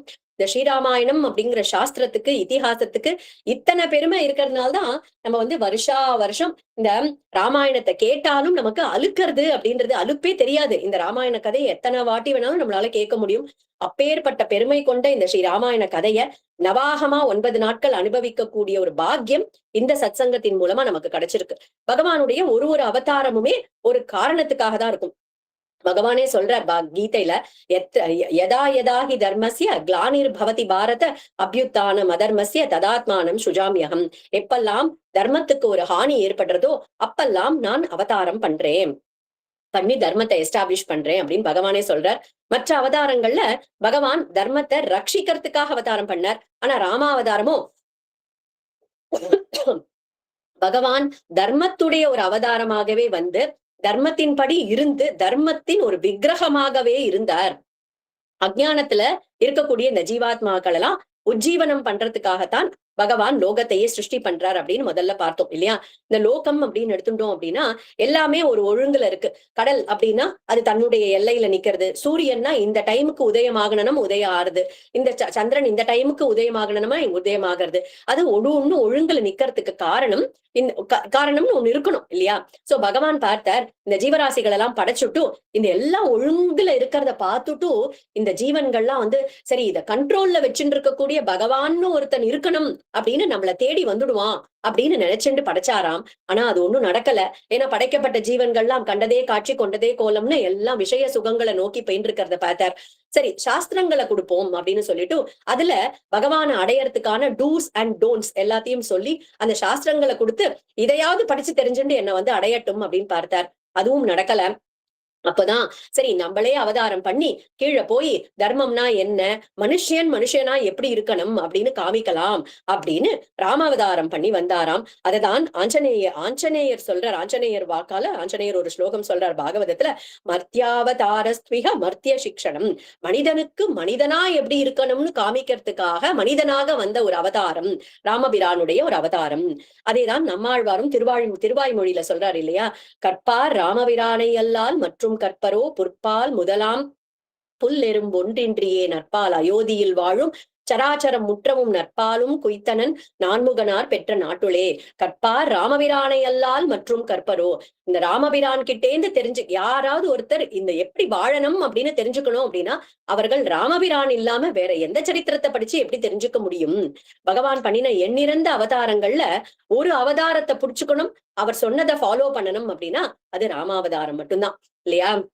ராமன் சத்தியத்துல நின்னார், தர்மத்துல நின்னார், பித்ருவாக்கிய பரிபாலனம் பண்ணார் அப்படின்னு நாம கடைபிடிக்க வேண்டிய தர்மங்கள் எல்லாத்தையும் காமிச்சு கொடுக்கக்கூடிய ஒரு அவதாரம் இந்த ராமச்சந்திர பிரபுடைய அவதாரம். ராவண வதத்துக்காக இல்ல இந்த ராம அவதாரம் இல்லையா. ஏன்னா ராவணனை வதம் பண்றது அப்படின்றது சர்வம் சங்கல்ப மாத்திரேன அப்படின்னு அவர் வைகுண்டத்துல இருந்துட்டே அவனுடைய தலையை கிள்ளி போட்டிருக்கலாம். ஆனா அதுக்கு இல்ல, நமக்கு தார்மீகமான வாழ்க்கை முறையை எடுத்து சொல்லணும் அப்படிங்கிறதுக்காக இங்க ஒரு ஹியூமன் பீயிங்கா ஒரு மனுஷனா அதுக்கோசரம் படாதன பட்டு எத்தனை கஷ்டங்கள் பட்டு அத்தனை கஷ்டங்கள் வந்தாலும் தர்மத்தை எப்படி பரிபாலனம் பண்ணணும் அப்படின்றத காமிக்கிறதுக்காகவே வந்த அவதாரம் ராம அவதாரம். அதனாலதான் இது ரொம்ப வெரி வெரி ஸ்பெஷலான ஒரு அவதாரம். அதனாலதான் ராம நாமாவையும் தாரகம் அப்படின்னாலே தாண்டி விடுறது. எதை தாண்டி விடுறது இந்த ராமநாமா அப்படின்னா சம்சாரம்னு இருக்கு இல்லையா, ஒரு பயம், அதை தாண்டி விடக்கூடியது இந்த ராமநாமா. ஸ்ரீ அண்ணா ஒரு ஸ்லோகத்துல அழகா சொல்றார், பிராயஷ்சித்தானி சர்வாணி பாபான் ஏவ ஹரந்திஹி ராமநாம பிரபாவேன கிரியதே பாப வாசனா. பிராயஷ்சித்தங்கள் பண்றோம், நம்ம ஒரு பாவம் பண்ணிருக்கோம் அப்படின்னா பிராயஷ்சித்தங்கள் பண்றோம், அதனால பாபங்கள் போகலாம். ஆனா அந்த உள்ள இருக்கக்கூடிய அந்த இன்ஹெரண்ட் டெண்டன்சி வாசனைகள்னு சொல்றோம் இல்லையா, அந்த வாசனைகள் தான் மறுபடியும் நம்மள பாவம் பண்றதுக்கு தூண்டக்கூடியது அந்த வாசனைகள் தான். சோ பிராயஷ்சித்தம் பண்ணா பாபங்கள் போகும், ஆனா வாசனைகள் அழியாது. ஆனா இந்த ராம நாமம் இருக்கே, ராமநாம பிரபாவேன கிரியதே பாப வாசனா.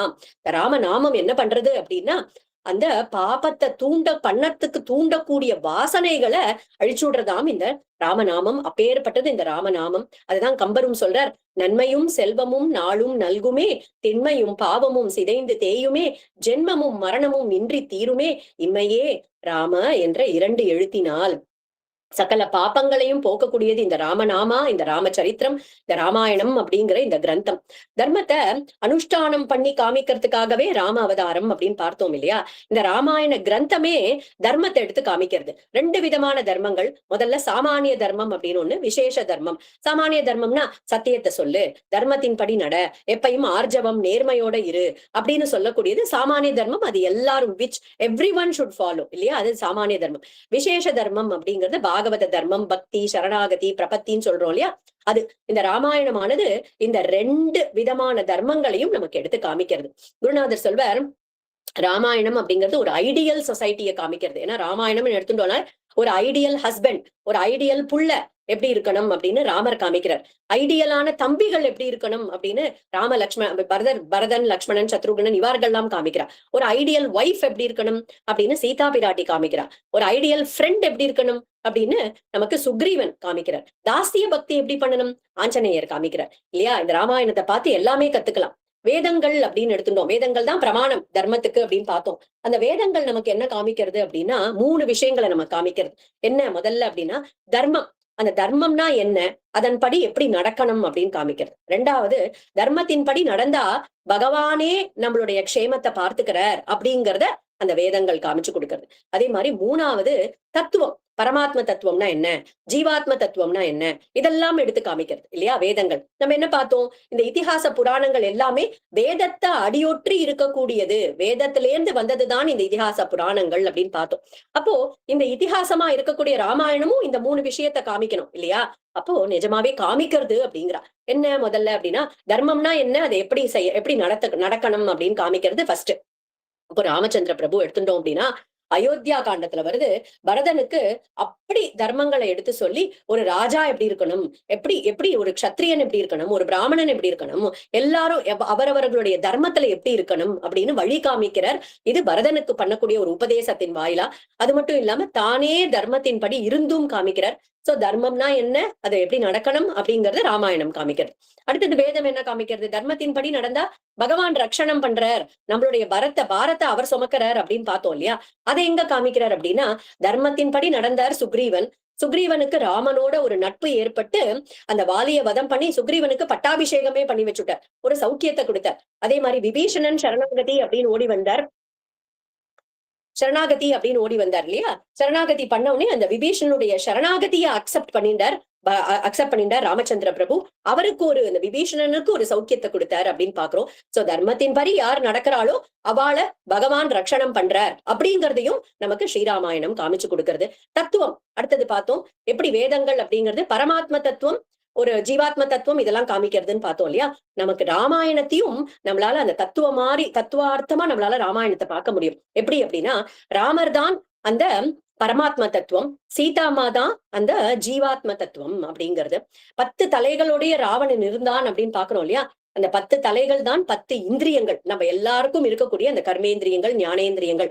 அந்த 10 இந்திரியங்களோட ஒரு ரெப்ரசன்டேஷன் தான் ராவணன். இந்த சீதை அப்படிங்கிறவள் அந்த போய் அசோகவனத்துல அகப்பட்டுக்கிறா, சிறைப்படுறா இல்லையா. அப்படி இந்த சீதா ஜீவாத்மா தத்துவம் தான் இந்த சீதா மாதா. சோ இந்த ஜீவாத்மாக்கள் நம்ம என்ன பண்றோம் அப்படின்னா நம்மளும் அவ எப்படி அசோகவனத்துல சிறைப்பட்டாலோ நம்மளும் ஒரு சரீரத்துல சிறைப்பட்டு இருக்கோம். இப்போ இந்த ஒரு சரீரத்துல இருக்கோம், இந்த சரீரத்துல சிறைப்பட்டு இருக்கோம். ஆனா சீதாமா என்ன பண்ணினா சதா சர்வ காலமும் அந்த அசோகவனத்துல இருந்துட்டு ராம ராம ராம ராம ராம ராம ராம் ராம ராம ராம ராம ராம ராம ராம் அப்படின்னு சதா அந்த ராமருடைய நினைப்பிலேயே ஸ்மரணத்திலேயே இருந்துட்டு ராம பஜனம் பண்ணிட்டு அந்த அசோகவனத்துல உட்கார்ந்து இருந்தா இல்லையா. அந்த ராம நாமம் என்ன பண்ணித்து அப்படின்னா ஆஞ்சநேயரை அவர்கிட்ட கொண்டு சேர்த்தது. அந்த ராமநாமம் பொறிக்கப்பட்ட அந்த கணையாழியோட அந்த ஆஞ்சநேயர் அவள் உயிரை மாய்ச்சிக்கலான்னு இருக்கும்போது அவளுக்கு அந்த உயிரை திருப்பி கொடுத்து அந்த ராம நாமத்தையும் அவர்கிட்ட காமிச்சு அப்படி ஒரு உயிர் கொடுத்தார் இல்லையா. அதுதான் குரு தத்துவம், ஆஞ்சநேயர் தான் குரு தத்துவம். அதே மாதிரி நம்ம ஜீவராசிகளா இருக்கக்கூடிய நம்மளும் சதா சர்வ காலமும் ராமநாமாவை சொல்லிட்டு மகாமந்திரத்தை ஜபம் பண்ணிட்டு இருந்தோம்னா பகவானே ஒரு அருமையான ஒரு குருவை நம்ம கிட்ட அனுப்பி வைக்கிறார். அந்த குரு நமக்கு என்ன பண்றார் அப்படின்னா நம்மளுடைய உஜ்ஜீவனத்துக்கு வழி காமிக்கிறார் அப்படிங்கறதையும் நமக்கு ராமாயணம் காமிக்கிறது. சீத்தை ராமர் கிட்ட பூரண சரணாகதி பண்ணினா ராமரே அவளை காப்பாத்தி கூட்டிட்டு போறார் இல்லையா. அப்படி ஒரு ஜீவாத்மா சரணாகதி பண்ணிட்டா பகவான் அந்த ஜீவனுடைய ரட்சணத்தை தானே ஏத்துக்கிறார் அப்படிங்கறதையும் இந்த ஸ்ரீ ராமாயணம் காமிக்கிறது. அப்படி தத்துவார்த்தமா பார்த்தோமானாலும் இந்த ராமாயணத்தை இந்த மாதிரி புரிஞ்சுக்க முடியும். சோ வேதங்கள் என்ன காமிக்கிறதோ அததான் இந்த ஸ்ரீ ராமாயணமும் காமிக்கிறது அப்படிங்கிறது இது மூலியமா நம்ம தெரிஞ்சுக்கிறோம். இந்த ராமாயணம் முழுக்க ஸ்ரீராமனுடைய கல்யாண குணங்கள் தான் எடுத்துட்டோம் அப்படின்னா, ஏன்னா ஒரு கிரந்தம் அப்படின்னு எடுத்துட்டா அதுல என்ன பெருமை என்ன விஷயம் சொல்லியிருக்குன்னு தெரிஞ்சுக்கணும் இல்லையா. ராம குணங்கள் தான் பறக்க பேசப்பட்டிருக்கு. இந்த அத்தனை 6 காண்டங்கள், உத்தரகாண்டம் 7வது காண்டம், இத்தனை காண்டங்களையும் ராமருடைய கல்யாண குணங்கள். ஜிதக்ரோதோ யார் கோபத்தை ஜெயிச்சிருக்காரு அப்படின்னு கேட்கிறார். அதே மாதிரி யார் கோபப்பட்டா தேவர்கள் கூட எதிர நிக்க முடியாதோ அப்பேற்பட்டவர் அதுவும் ராமர் தான். கோபத்தை ஜெயிச்சவரும் ராமர் தான். ஜடாயுக்கு ஒரு பக்கம் மோட்சம் கொடுக்கிறார், ஒரு பக்கம் சீதைய காணோன்னு அழுது புலம்புறார். இப்படி இந்த ஒரு சரித்திரத்தை நமக்கு ஒரு காருண்யம், காம்பீரியம், வீரியம், தைரியம், அப்பா அம்மா கிட்ட இருக்கக்கூடிய அபரிமிதமான மரியாதை, தம்பிகள் கிட்ட இருக்கக்கூடிய பாசம், ஒரு ஒரு குஹன், ஒரு சுக்ரீவன் கிட்ட எல்லார்கிட்டயும் ஒரு தோழமை, சரணாகத வத்சலனா இருக்கக்கூடிய ஒரு ஒரு தன்மை, விபீஷணனை அரவணைச்சுக்கிறதாகட்டும், எல்லாமே இந்த ராமபிரானுடைய சரித்திரத்துல தான் எல்லா கல்யாண குணங்களையும் அனுபவிக்க முடியும் இல்லையா? அதே மாதிரி இதை யாரு ரச்சனை பண்ணியிருக்கா அப்படின்னு பார்த்தோம் அப்படின்னா, வால்மீகி அப்படின்னு சொல்லக்கூடிய அந்த மகரிஷி, அவர் நாரதருடைய ஒரு பரிபூர்ண ஒரு கிருபைய பெற்றவர். ஏன்னா இங்க ராமாயணம் எழுதுறதுக்கு காரணம் நாரத மகரிஷி தான். அங்க ஸ்ரீமத் பாகவதம்னு சொல்லக்கூடிய 18,000 ஸ்லோகங்கள் வந்ததுக்கும் காரணம் நாரத மகரிஷி தான். நாரதர் எங்க இருக்காரோ அங்க சகல சர்வ மங்களங்களும் சகல சௌக்கியங்களும் தான் ஏற்படும் அப்படின்னு காமிக்கிறாரு இந்த சரித்திரத்துல. இந்த வால்மீகி மகரிஷியோட சரித்திரமே ரொம்ப அற்புதமான ஒரு சரித்திரம். ஒரு ஒரு சமயம் என்ன ஆறுதான், சாக்ஷாத் பகவான் ஸ்ரீயபதியான ஸ்ரீமன் நாராயணனும் லக்ஷ்மியும் உட்கார்ந்து வைகுண்டத்துல பேசிட்டு இருக்காளாம். தேவி, எனக்கு ஒரு அவதாரம் பண்ணணும்னு இருக்கு, அதுவும் மனுஷ அவதாரம் பண்ணி போகணும், தர்மத்தை நடத்தி காமிக்கணும்னு ஆசையா இருக்குன்னு தேவியும் சொன்னாலாம். ஆமாம் சுவாமி, எனக்கும் அதேதான் ஆசை, நம்ம போய் நம்ம அந்த அவதாரம் பண்ணலான்னு ராமா அவதாரத்தை பத்தி பேசிட்டு இருக்காளாம். அப்ப செல்ல குழந்தை, பகவானுடைய செல்ல குழந்தை நாரதர் இல்லையா, அங்கேயே இருக்கார் நாரதர். அப்ப இந்த சம்பாஷணையை கேட்கிறாராம் நாரதர். இதை கேட்ட உடனே, ஆஹா, பகவான் அவதாரம் பண்ண போறார், அதுவும் ராமரா ஒரு மனுஷியனா பண்ண போறார் பூலோகத்துல, இதை யார்கிட்டயாவது பகிர்ந்துக்கணும் அப்படின்னு சொல்லிட்டு ஓடுறார். எங்க போனா அப்படின்னா வருணலோகத்துக்கு போனாராம். அங்க வருண பகவான் கிட்ட சொல்லலாம் அப்படின்னு போனா, அந்த வருணனும் என்ன பண்ணிட்டு இருக்கான், தன்னுடைய ஒரு சின்ன குழந்தை, புருகுன்னு பேரு அந்த குழந்தை, அப்பதான் ஒரு சின்ன குழந்தை, அந்த குழந்தையோட விளையாடிட்டு இருக்கான் அந்த வருண பகவான். நாரதர் கதையை சொல்ற ராமச்சந்திர பிரபுடைய சரித்திரத்தை இந்த மாதிரி பகவான் பேசிட்டு இருந்தான்னு சொல்லும் போது வருணன் ஆஹா ஓகே அப்படின்னு சொல்லிட்டு ஆஹா அப்படின்னு இந்த இடத்துல குழந்தைய கொஞ்சின்னு இருக்காரு. அவர் ஒரு பக்கம் குழந்தைய கொஞ்சாரு, ஒரு பக்கம் ஒரே ஒரு காதை மட்டும் கொடுக்கிறார். நாரதருக்கு அனுகிரகார்த்தம் சாபம், அது ஸ்ரீமத் பாகவத்துல நிறைய இடத்துல பார்க்க முடியும். அவர் சாபம் அப்படின்னு கொடுத்தா கூட அது அனுகிரகமா தான் முடியும் இல்லையா? அப்போ அவர் சொல்றார், இந்த உனக்கு இந்த குழந்தை மேலதானே இத்தனை ஒரு அட்டாச்மெண்ட் இருக்கு, இந்த குழந்தை ஒரு மனுஷிய லோகத்துல மனிதனா போய் பிறக்கட்டும். ஏன்னா அந்த குழந்தைய வச்சுட்டு ஒரு பெரிய சாதனை பண்ணணும் அப்படின்னு நாரதர் மகரிஷி தீர்மானம் பண்ணிட்டார். அதனால அனுகிரகார்த்தம் ஒரு சாபத்தை கொடுத்து அந்த குழந்தையும் ஒரு காட்டுல காட்டுல ஒரு சின்ன குழந்தையா படுத்துட்டு இருக்கு. அப்ப அந்த பக்கமா வீல்னு அழுதுன்னு இருக்கு. அந்த பக்கமா ஒரு வேடுவ தம்பதிகள் அந்த பக்கம் வரா. அவர்கள் பார்த்தார்கள், அந்த குழந்தைய எடுத்துட்டு போய் அதுக்கு ருக்ஷன்னு பேரு வச்சு அந்த குழந்தைய வளர்த்துன்னு இருக்கா. அது எப்படி முதல்ல வளர்ந்து பெரியவனாகி அதுவும் அனிமல்ஸ் எல்லாத்தையும் ஹண்ட் பண்றது, ஹண்டராவே இருக்கு, சகல விதமான கொடுமைகளும் பண்றது, அப்படிதான் இருக்கு. அப்ப நாரத மகரிஷி பார்த்தார், சரி இவன் பெரியவன் ஆகியாச்சு, இனிமே வந்த காரியத்தை பார்க்கணும் அப்படின்னு அவரும் தீர்மானம் பண்ணிட்டார். அப்போ அதே சமயத்துல ஒரு நாளைக்கு என்ன ஆறுது, இந்த ருக்ஷனுடைய ஒரு மனைவி இருக்கா, அவ எனக்கு நாகரத்னத்தை போய் எடுத்துட்டு வா, எங்கேயாவது போய் தேடி பார்த்து நாகரத்னம் கொண்டு வா அப்படின்னு சொல்றாளாம். அப்ப இந்த ருக்ஷனும் காட்டுல, அவன் எப்பயுமே காட்டுல வழிப்பறி பண்ணி அன்னைக்கு என்னென்ன வேணுமோ, குடும்பத்துக்கு வேணுமோ எல்லாத்தையும் எடுத்துட்டு போவான். அப்படி வரவா போறவா எல்லாரையும் தொல்லப்படுத்தி நாகரத்னம் இருக்கான்னு ரொம்ப படுத்தின்னு இருக்கான். அப்போ நாரத மகரிஷி என்ன பண்றார், சரி இதுதான் சரியான சமயம் அப்படின்னுட்டு நாகலோகத்துக்கு போய் ஒரு பெரிய நாகரத்னம் அந்த டாலரை வாங்கி போட்டுண்டு அங்க அந்த இடத்துல பஜனை பண்ணிட்டே வரார். அந்த இடத்துல பஜனை பண்ணிட்டே வரும்போது பாக்குறானாம இந்த ருக்ஷன். பார்த்துட்டு என்னமோ ஒரே டால் அடிக்கிறது, ஒரே ஜொலிக்கிறதே, சுவாமி நில்லுங்கோ, யார் நீங்க அப்படின்னு, நான் தான் நாரதர் அப்படின்னு, என்ன போட்டு இருக்கேன் கழுத்துல அப்படின்னு, நாகரத்னம் போட்டு இருக்கேன்பா அப்படின்னு, நாகரத்னமா, இததான் கார்த்தாலேந்து நான் எல்லாரையும் அடிச்சு புரண்டு தேடிட்டு இருக்கேன் நானு, இது என் கையில கிடைக்கவே இல்லை, மரியாதையை அவுத்து கொடு அப்படின்னு நாரதர் பார்த்தாராம். இதையேப்பா நான் உனக்கு கொடுக்கணும், அதெல்லாம் முடியாது, என்னுடைய மனைவி கேட்டிருக்கா, நீங்க முதல்ல அதை அவுத்து கொடுங்கோ அப்படின்னு உடனே நாரதர் கேட்கிறார், இப்படி நீ திருடுறதால உனக்கு நிறைய பாவங்கள் சேருமேப்பா, இந்த பாவங்கள்லாம் வர மாதிரி ஏன் எல்லாரையும் கஷ்டப்படுத்துற அப்படின்னு ருக்ஷன் பார்த்துட்டு, பாவமா, நான் எல்லாம் என் குடும்பத்துக்காகவும் என் மனைவி மக்களுக்காகவும் தானே பண்றேன், எனக்கு பாவம் வந்தாலும் அவளே எடுத்துப்பா, அவளும் அதுல பங்கெடுத்துப்பா அப்படின்னு நான் நாரதர் பார்த்த, இது என்ன இன்சூரன்ஸ் பாலிசி எல்லாம் அந்த மாதிரி எல்லாம் கிடையாதுப்பா, மனைவி மக்களுக்கு எல்லாம் இதெல்லாம் போய் டிஸ்ட்ரிபியூட் எல்லாம் ஆகாது, இது அப்படிலாம் ஆகாது, சிஷ்ய பாப்பம் குரோரேவ பிரஜா பாபம் நிருபஸ்யச்ச பால பாபம் பித்ருச்சாபி ஸ்திரீ பாபம் புருஷஸ்யச்ச அப்படின்னு ஒரு அழகான ஸ்லோகம். சிஷ்யன் பண்ணக்கூடிய பாபங்கள் குருவை போய் சேர்றதுதான். அதனால்தான் ஒரு குருவை அண்டியாச்சு அப்படின்னா நம்ம எத்தனை முடியுமோ அத்தனை பாவமே இல்லாம நம்மளுடைய அந்த வாழ்க்கையானத அப்படி தர்மத்தின்படி நடந்துக்கணும். ஏன்னா நம்ம பண்ணக்கூடிய ஒரு பாப்பமும் குருநாதரை போய் அஃபெக்ட் பண்ணும். அப்படிங்கிறனால சிஷ்ய பாபம் குருரேவ பிரஜா பாபம் நிருபஸ்யச்ச, பிரஜைகள் பண்ணக்கூடிய பாபம் அந்த தேசத்துக்கு யாரு ராஜாவோ அவனை போய் சேரும். பால பாபம் பித்ருச்சாபி, அதே மாதிரி குழந்தைகள் 12 வயசுக்கு கம்மியா இருக்கக்கூடிய குழந்தைகள் பண்ணக்கூடிய பாபமானது பித்ரு அவ அப்பாவை போய் சேர்றது. ஸ்திரீ பாபம் புருஷஸ்யச்ச, ஸ்திரீ பண்ணக்கூடிய பாபம் அவளுடைய கணவனை போய் சேரும். அதனால நீ வேணா போய் உன்னுடைய மனைவிட்ட கேட்டுண்டு வா, அவ உன்னுடைய பாப்பத்துல பங்கெடுத்துப்பாளா கேட்டுண்டு வா அப்படின்னு உடனே ருக்ஷன் என்ன பண்ணா, நீ எங்கேயான ஓடி போயிடுவ அப்படின்னு சொல்லிட்டு அந்த நாரதரை ஒரு மரத்தோட சேர்த்து கட்டிட்டு ஓடினானாம் ருக்ஷன். ஓடி போய் ஆத்துல கேக்குறான், உங்களுக்காக தானே நான் பண்ணினேன் எல்லாமே, என்னுடைய பாவத்துல நீ பங்கெடுத்துப்பியா அப்படின்னு மனைவி சொல்றா, என்ன காப்பாத்த வேண்டியது உங்களுடைய கடமை, நான் உங்களை போய் திருட சொல்லல, நீங்க திருடினா நான் என்ன பண்ண முடியும் அப்படின்னுட்டாலாம். குழந்தைகளும் முடியாதுன்னு சொல்லிடுறா. அப்பா அம்மாவும் எங்களுக்கு எல்லாம் வயசாயிடுதுப்பா, எங்களை பாத்துக்க வேண்டியது உன்னுடைய வேலை, அதை நீ எப்படி பண்றேன்றத பத்தி எனக்கு எனக்கு கவலை இல்ல, உன்னுடைய பாபத்துல எல்லாம் நான் பங்கெடுத்துக்க முடியாது அப்படின்னோடனே அப்பதான் ருக்ஷனுக்கு தோன்றது, ஒரு ஒரு ஒரு அறிவு ஏற்படுறது, ஞானம் ஏற்படுறது. ஓடி வரார் மறுபடியும் நாரதர் கிட்ட, எனக்கு ஏதாவது உஜ்ஜீவனத்துக்கு வழி சொல்லுங்கோ அப்படின்னு ராம நாமத்தை உபதேசம் பண்ணி வைக்கிறார். ஆனா அவருக்கு ராமா ராமான்னு சொல்ல வரலையாம். அவர் அந்த அந்த இடத்துல இருக்கக்கூடிய மரங்கள் எல்லாம் காமிச்சிட்டு, இது என்ன அப்படின்னோடனே மரம் அப்படின்னோடனே அதையே சொல்லு, மரா மரா மரா மரா மரா மரா மரான்னு சொல்லு அப்படின்னோடனே அதுவே ராமராமான்னு ஆயிடுறது இல்லையா.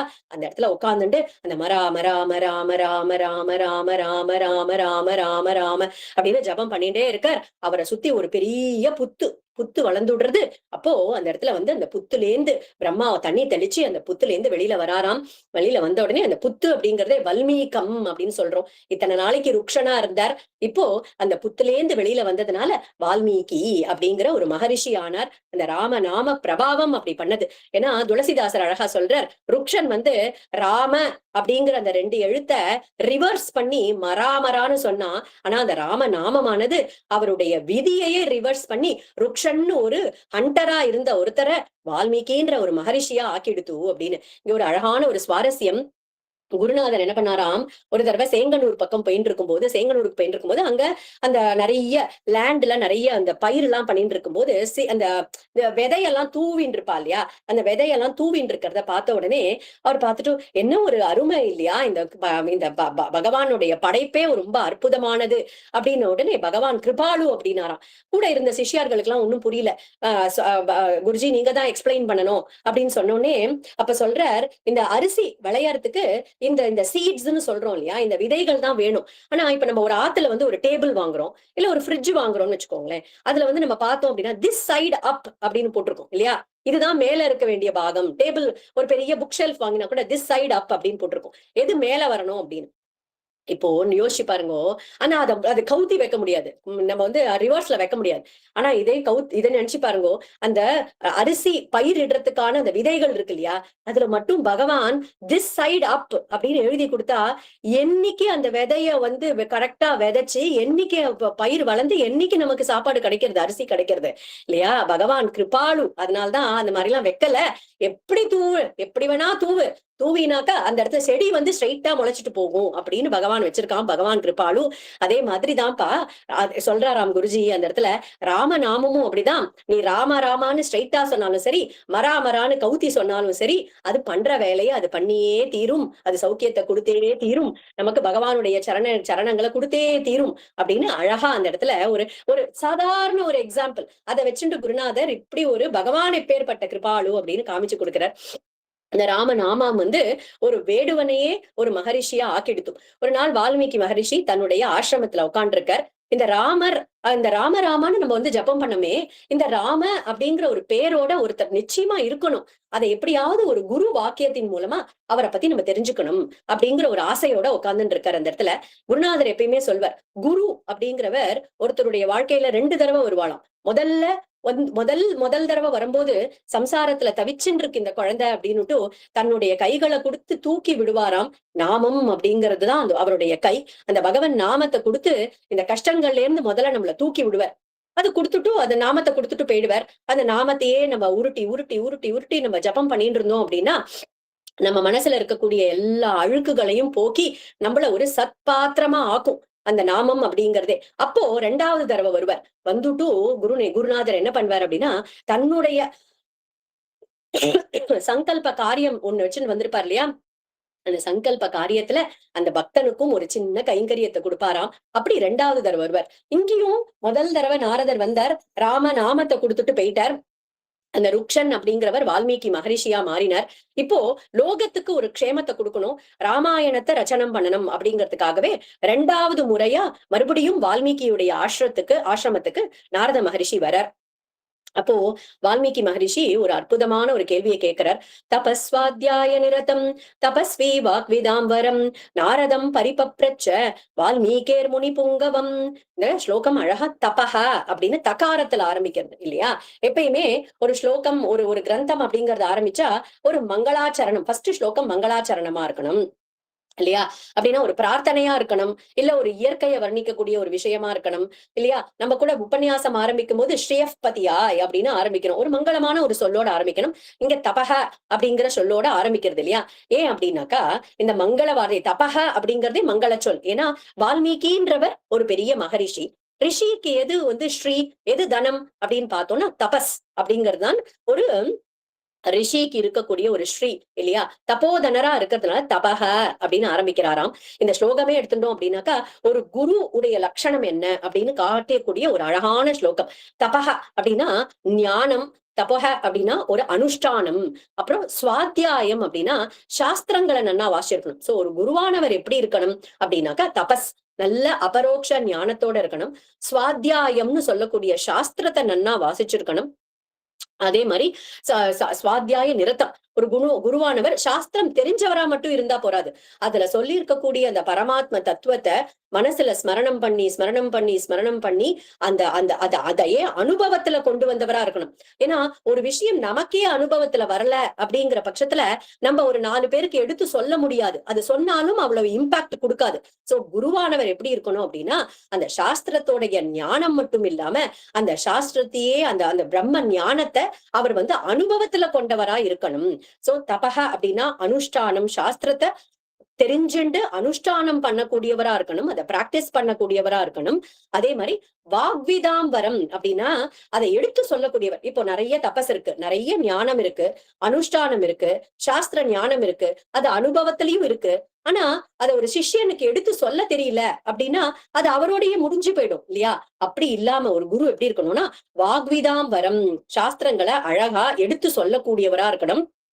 குரு சிஷ்ய சம்பந்தம் அப்படிங்கறதே அந்த வாக்மி அப்படிங்கறதுனால்தான் வரும். அடுத்தது முனி புங்கவம். முனி அப்படின்னாலே மனநசீலர்கள், எப்போதும் பகவானையே நினைச்சுட்டு இருக்கிற கூடியவர்களா இருக்கணும். இப்ப ஒருத்தர் பகவானை பத்தி ஒரு 2 மணி நேரம் பேசுறாரு, ஒரு பிரவச்சனம் பண்றார். அவர் அந்த ஸ்டேஜ்ல இருந்து கீழே இறங்கின உடனே பரம லௌகீகமா பேச ஆரம்பிச்சுட்டார் அப்படின்னா அவருடைய வாக்கு எடுபடாது, அவருடைய வாக்கு நமக்கு ஒரு இம்பாக்ட கொடுக்காது. முனி புங்கவம், குரு எப்படி இருக்கணும் அப்படின்னா முனி புங்கவம், எப்பயுமே தன்னுடைய மனசுல குரு ஒரு ஒரு பகவானுடைய ஒரு சிந்தனையிலேயே இருக்கிறவளா இருக்கணும். சோ முனி புங்கவமா இருக்கணும். அடுத்தது எதை பார்த்தாலும் எப்படி எப்படி இருப்பார்கள் இந்த முனிப்புங்கவர்கள் அப்படின்னாக்கா அவர்களுக்கு எதை பார்த்தாலும் பகவானா தோணும். ஒரு கைப்பிடி மண் எடுக்கிறாளா, ஆஹா இது வாமனன் அளந்த மண்ணாச்சே. அடுத்தது ஆகாசத்துல சூரியனை பாக்குறாளா, ஆஹா இது பகவானுடைய கையில இருக்கக்கூடிய ஆழி ஆட்டமா இருக்கே, ஒரு சுதர்சன ஆழ்வார் ஆட்டமா இருக்கே. ஒரு பாம்பு போறது அப்படின்னா ஆஹா இது ஆதிசேஷனோ அப்படின்னு எல்லாத்தையும் பகவானோடையே சம்பந்தப்படுத்தி பார்க்கக்கூடியவாளா இருக்கிறது தான் முனி புங்கவம் அப்படின்றது. சோ 6 லட்சணம் குரு உடைய லட்சணம் என்ன அப்படின்னா அபரோக்ஷ ஞானம் இருக்கணும், சாஸ்திர ஞானம் இருக்கணும், அனுஷ்டானம் இருக்கணும், அது அனுபவத்துல கொண்டவரா இருக்கணும், வாக்மியா இருக்கணும், மனநசீலரா இருக்கணும். அப்படிங்கறதுதான் இந்த 6 லட்சணங்கள் தான் சொல்றாரு இந்த குருவுக்கு. ஆனா அதே சமயத்துல சிஷ்யர் எப்படி இருக்கணும் அப்படின்னா தபஸ்வி வாக்விதாம்பரம். தபஸ்வி அப்படிங்கிறது மட்டும்தான் வால்மீகிக்கு கொடுத்திருக்கக்கூடிய அடைமொழி இந்த ஸ்லோகத்துல, மத்த எல்லாமே நாரதரை குறிக்கும். அதே மாதிரி நாரதம் அப்படிங்கிற ஒரு வார்த்தை போடுறாரு இல்லையா, அதுவுமே நாரதருக்கு ஒரு அட்ஜெக்டிவ் தான். நாரதம் அப்படின்னா நாராயணனை கொடுக்கக்கூடியவர் நாரதர், பகவானையே கொண்டு சேர்க்கக்கூடியவர் தான் குரு. அப்பேற்பட்ட ஒரு குருவா இருக்கணும் அப்படிங்கிற குரு லட்சணம் அது. சிஷ்யன் தபஸ்வியா இருக்கணும். என்ன அப்படின்னா குரு சொல்ற வார்த்தைய கேட்டு நடக்கிறவரா இருக்கணும். அதுதான் சிஷ்யனுக்கு இருக்கக்கூடிய தபஸ், வேற எந்த தபஸும் வேண்டாம். குரு ஒரு வார்த்தை சொல்றாரா அதை அப்படியே கேட்டுட்டு நம்ம பண்ணிட்டோம் அப்படின்னா அதுதான் சிஷ்யனுக்கு இருக்கக்கூடிய தபஸ். இப்படி முதல் ஸ்லோகமே குருவுடைய ஒரு பெருமையை சொல்லக்கூடிய ஒரு ஸ்லோகமா நமக்கு அமைஞ்சிருக்கு. நாரதர் வால்மீகியை தேடிண்டு வந்திருக்கார் ஆசிரமத்துக்கு.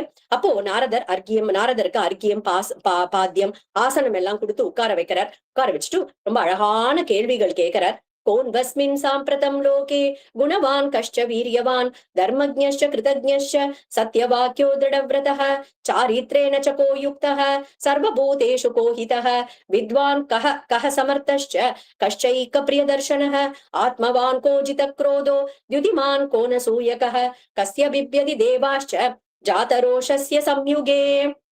பாலகாண்டம் முதல் சர்க்கம் முதல் 4 ஸ்லோகங்கள் தான் நம்ம இப்ப படிச்சிருக்கோம். நம்ம நாளையில இருந்து ஒரு ஹம்பிள் ரிக்வெஸ்ட், கையில புக் வச்சுட்டு ராமாயணம் இருந்தது அப்படின்னாக்கா அந்த மூலத்தை எடுத்து வச்சுட்டு கையில வச்சுட்டு உட்காருங்க. நம்ம படிக்கக்கூடிய ஸ்லோகங்களை நீங்களும் அதுல ஃபாலோ பண்ணிட்டு வரலாம். ஏகைகம் அக்ஷரம் புரோக்தம் அப்படின்னு பார்த்தோம் இல்லையா? ஒரு அக்ஷரமும் சர்வ பாபங்களையும் போக்கக்கூடியது, சர்வ மனசுக்கு அப்படி ஒரு சாந்தியை கொடுக்கக்கூடியது இந்த ஸ்லோகங்கள். அதனால நாளையில இருந்து புக் வச்சுட்டு உட்காருங்க. சோ இதுல கேட்கிறார், குணவான் யாரு குணவான்? வீரியம் மிக்கவன் அப்படின்றவன் யாரு? அதே மாதிரி தர்மத்தை தெரிஞ்சின்றவன், நன்றியோட இருக்கக்கூடியவன், உண்மையையே பேசக்கூடியவன், திருடமான விரதத்தோட இருக்கக்கூடியவன் யார்? அடுத்தது சாரித்ரேன யாரு சதாச்சாரத்தோட இருக்கக்கூடியவன் யார்? எல்லா உயிர்களுக்கும் இதத்தையே நினைக்கக்கூடியவன் யார்?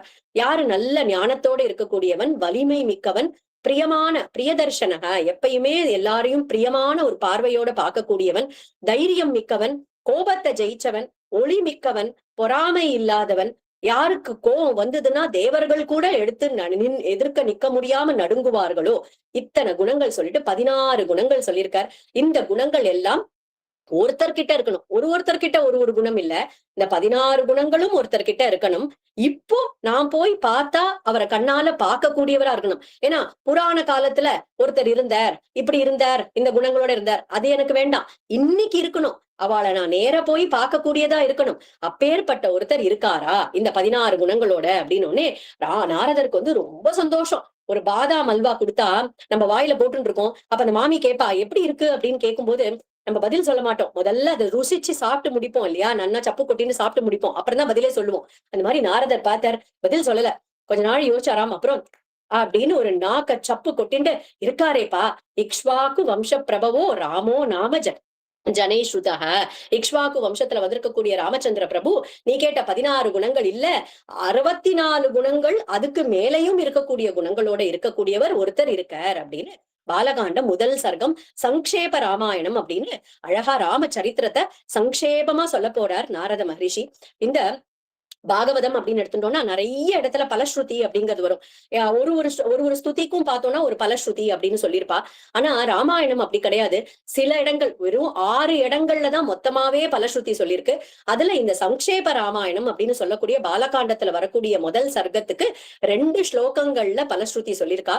அப்பேற்பட்ட ஒரு அழகான ஒரு சர்க்கம் இந்த சங்கேப ராமாயணம். ராமருடைய கல்யாண குணங்களையும் ராமருடைய ஜனனத்தையும் பகவத் கிருப்பையால நாளைக்கு அனுபவிக்கலாம் அப்படின்னு சொல்லிட்டு, காயேன வாச்சா மனசேந்திரியைர்வா புத்தியாத்மனா வா பிரகிருதே ஸ்வபாவாத் கரோமி யத்யத் சகலம் பரஸ்மை ஸ்ரீமன்னாராயணாயேதி சமர்ப்பயாமி.